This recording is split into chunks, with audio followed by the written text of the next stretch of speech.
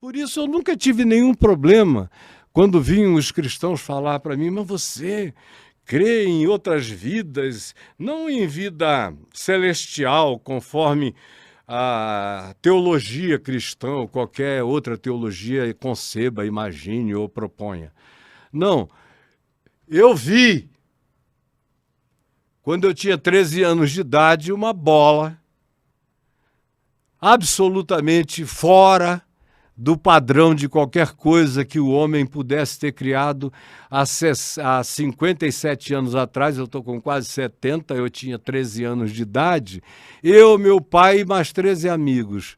Aquela coisa veio do nosso encontro no meio da estrada entre Niterói e Bom Jesus de Itabapuana, Itaperuna, numa retona.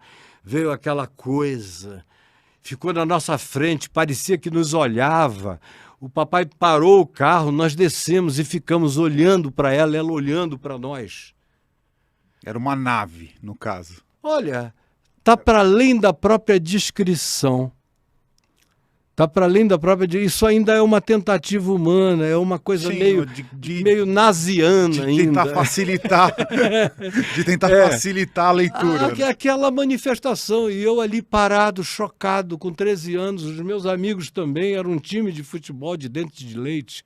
A gente ia fazer um jogo antes do jogo oficial lá em Itaperuna, quando aquela coisa nos encontrou.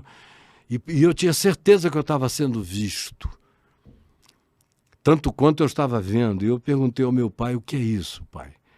Meu pai falou, meu filho, não é da nossa ordem de coisas.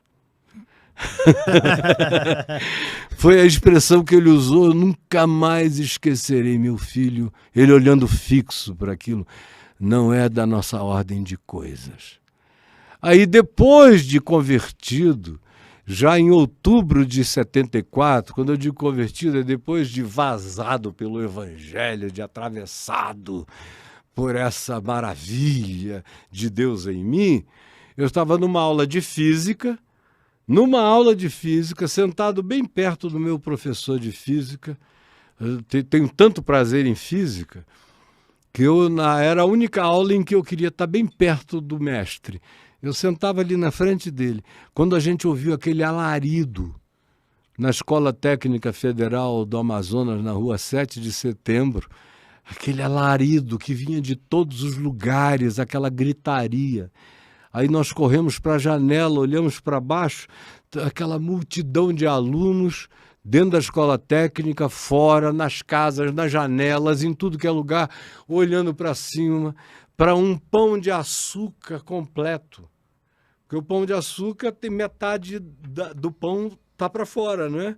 O resto do rochedo está para dentro. Imagina um pão de açúcar para o qual o que está para fora, que você vê lá no Rio, estivesse completo, formando um ente, uma nave, se você quiser, uma materialidade, uma visibilização única. E a gente olhou para cima e foi o avistamento, que eu já vi muitos outros filmes de avistamento, tudo parece bobagem. Tudo parece bobagem perto daquele negócio, que era enorme.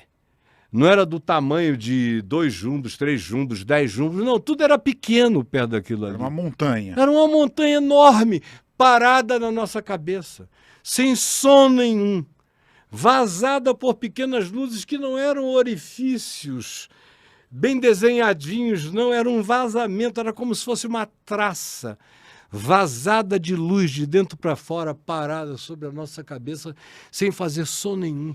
Eu olhei para aquilo, fiquei perplexo, e eu já era uma pessoa, àquela altura, cheia de fé. Então, no meu coração, eu só falei, obrigado, Deus, por tu me deixares ver um fenômeno de uma outra criação, de uma outra dimensão, ou de um outro conhecimento que está para além da gente ainda. Aí eu virei para o professor de física, professor Bessa, que estava parado ali em perplexidade, catatônica. Aí eu falei, o que é isso, professor? Ele falou, Caio, não é dessa terra, não. Diferente do meu pai, que disse, não é desta ordem de coisas. Ele falou, não é desta terra, não é desse mundo, com certeza não é. A gente não consegue isso. Nem daqui, nem eu não sei se um dia a gente conseguirá, não é daqui. Aí o negócio saiu suave. Ficou em cima do Rio Negro, que tem 8 quilômetros de largura na frente de Manaus. Ele parecia encher o Rio Negro. Aquela coisa enorme. O meu sogro era o capitão dos portos.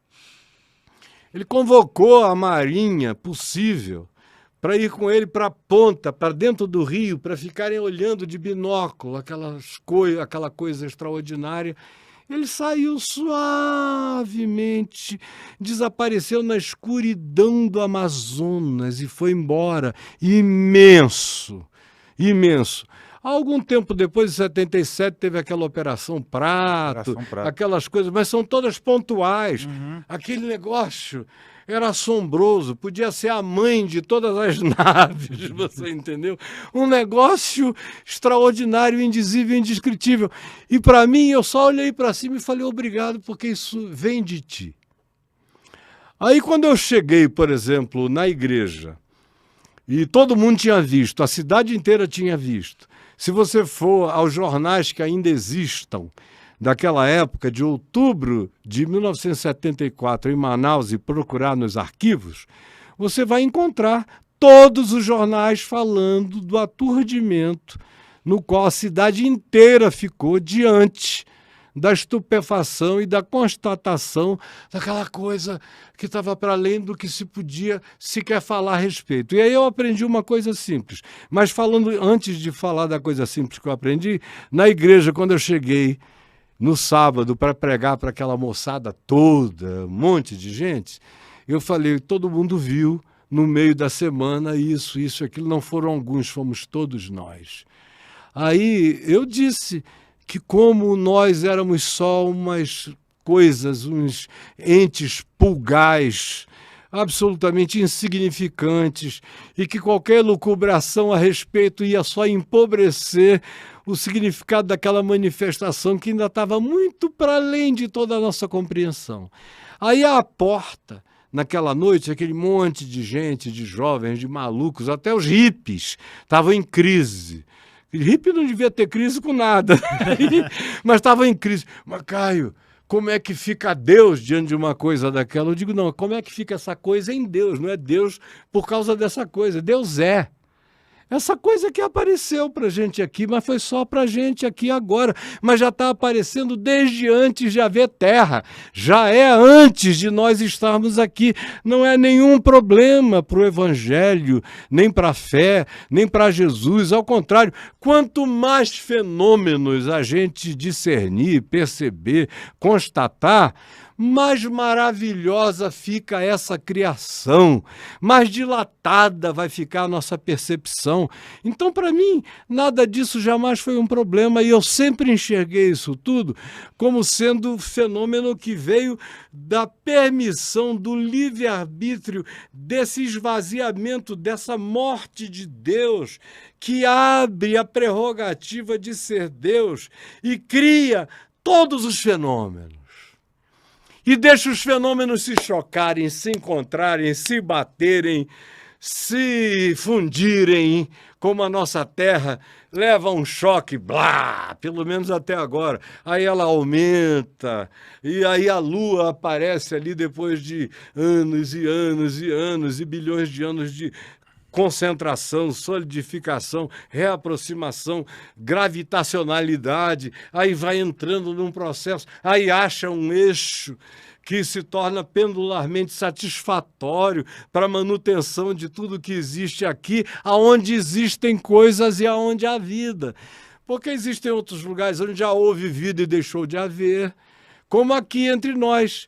Nós já vivemos antes da última era do gelo para cá, nós já tivemos na Terra pelo menos 4 grandes extinções e viemos e a vida se refez porque uma vez que a vida aconteça, ela nunca mais desacontece. E essa é uma outra liberdade divina concedida ao fenômeno da vida.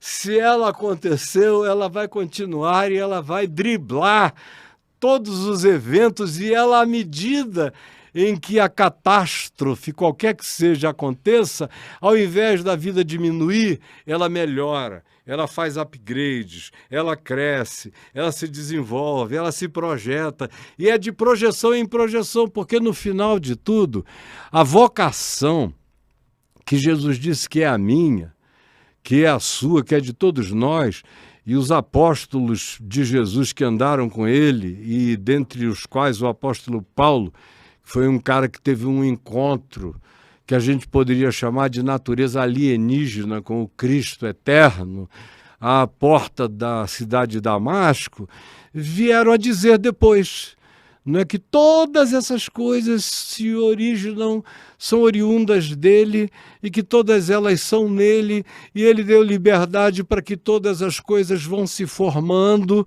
e vão crescendo conforme o significado de uma vocação que pretende com que eu e você nos tornemos Deus em Deus.